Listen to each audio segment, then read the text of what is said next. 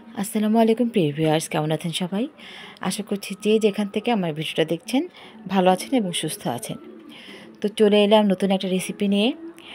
আজকে আমি কলা দিয়ে খুব মজার একটা পিঠা বানিয়ে দেখাবো।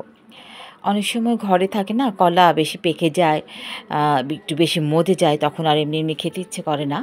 তো আমারও কলা এরকম হয়ে গিয়েছিল, তো ভাবলাম কী করা যায় কী করা যায়। তো মাথায় একটা বুদ্ধি আসলো, তো এটা দিয়ে একটা পিঠা বানিয়ে ফেলি। তো যেই ভাবনা সেই কাজ, দুটো কলা ছিলে আমি গ্রেট করে নিয়েছি। এখন আমি একটা মিক্সিং বোলে নিয়ে নিলাম। এর সাথে নেব আমি এখন চালের গুঁড়া। পরিমাণটা বলছি না, এই জন্য যে আপনি যতটুকু বানাবেন ঠিক ততটুকুই নেবেন। আপনি বেশি করে বানালে বেশি করে কলা নেবেন। তো আজকে আমি দুটো কলা নিয়েছি, এর সাথে যতটুকু চাই ঠিক ততটুকুই আমি নেব। এখানে আমি 1.5 কাপের মতো চালের গুঁড়া নিয়েছি আর হাফ কাপের মতো ময়দা নিয়েছি। শুধু চালের গুঁড়া দিয়েও বানানো যায়, কিন্তু শুধু চালের গুঁড়া দিয়ে বানালে অনেক সময় পিঠাটা শক্ত হয়ে যায়। এই জন্য আমি একটু সফট করার জন্য ময়দা নিয়েছি। আর নিলাম স্বাদ মতো লবণ। লবণটা আপনার ইচ্ছা, মিষ্টি খাবারে অনেকে লবণ দেয় না, আমি একটু দিই। আর চিনি দিলাম স্বাদ মতো। আপনি বেশি মিষ্টি খেলে বেশি দিবেন, কম খেলে কম। আমি মিডিয়াম দিলাম, যেহেতু কলাতেও মিষ্টি রয়েছে। এই তো আমি একটু কলার সাথে ভালো করে মিশিয়ে নিলাম, নিয়ে অল্প অল্প পানি দিয়ে একটা আঠালো ডো তৈরি করব।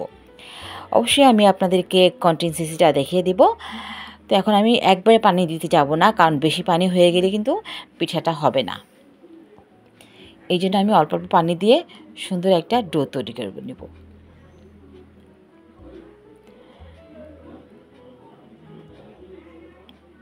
আমরা তালের পিঠা যেভাবে বানাই ঠিক সেভাবে এই পিঠাটা হবে, তালের বদলে কলা, এই আর কি। তো যাই হোক, আমি সুন্দর একটা এইভাবেই ঠিক কনসিস্টেন্সিটা এইভাবেই হবে। আমি আপনাদেরকে একটু দেখিয়ে দিই। এই হাত দিয়ে বানাবো যেহেতু, আমি ঠিক এরকম হতে হবে, এর চেয়ে পাতলা হলে কিন্তু হবে না। তো আমার ডোটা হয়ে গেছে, এখন আমি 10 মিনিটের জন্য একটু রেস্টে রাখবো। ফিরে এলাম 10 মিনিট পর। এখন আমি ভাজবো। ভাজার আগে হাফ চা চামচ একটু বেকিং সোডা দিয়ে নিলাম। আপনি বেকিং পাউডারও দিতে পারেন। এটা দিয়ে একটু ভালো করে মিশিয়ে নেব। এটা একটু সুন্দর হবে, পিঠাটা ফুলকো হবে, খুব ভালো হবে। এটা কিন্তু ভাজার ঠিক আগ মুহূর্তেই দিতে হবে, বেশি আগে দিলে হবে না। তো ওকে, আমার ডোটা রেডি। এখন আমি ফ্রাই প্যানে তেল বসিয়ে দিয়েছি। একটু চেক করে নিলাম গরম হয়েছে কি না। না, আরেকটু গরম হবে। তেলটা কিন্তু ভালো করে গরম করে নিতে হবে। তেলটা ভালো করে গরম করে তারপর চুলা আঁচটা মিডিয়াম করে দিতে হবে। একটু দেখে, এখন একটু দেখে বুঝে নিতে হবে। আমি হাত দিয়ে দিয়ে দিচ্ছি। একেবারে সবগুলো এক সমানই হতে হবে এমন না, তো চেষ্টা করছি যাতে সবগুলো সমান হয়। এইভাবে যতগুলো দেয়া যায় একসাথে আমি ততগুলোই দিয়ে দিব। তেলটা ভালো করে গরম করে নিলে কিন্তু বেশিক্ষণ সময় লাগে না।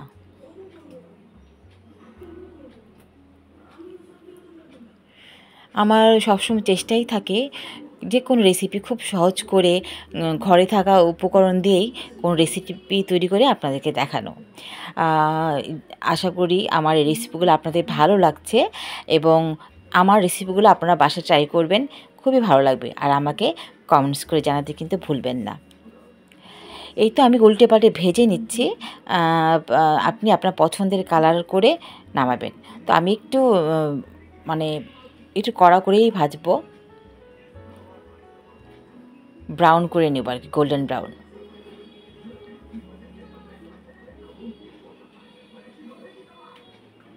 এই পিঠাটা কিন্তু অনেক দিন নরম থাকে, শক্ত হয়ে যায় না। 4-5 দিন আপনি বাইরে রেখেই খেতে পারবেন।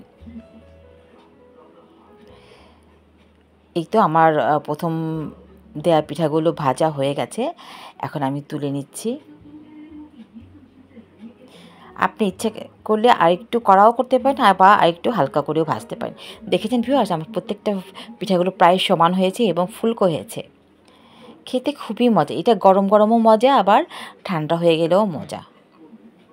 তো একে একে এইভাবেই আমি সবগুলো পিঠা বানিয়ে নিলাম। 2টো কলা দিয়ে আমার কতগুলো পিঠা হয়েছে। আশা করছি ভিউয়ার্স আমার এই রেসিপিটা আপনাদের ভালো লাগলো।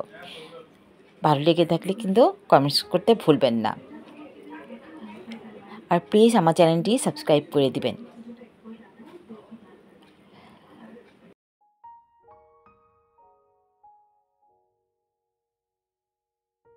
আজ তাহলে এ পর্যন্তই। চলে আসবো নতুন কোনো রেসিপি নিয়ে। সেই পর্যন্ত আপনারা সবাই ভালো থাকেন, সুস্থ থাকেন। আমার জন্য দোয়া করবেন। আল্লাহ হাফেজ।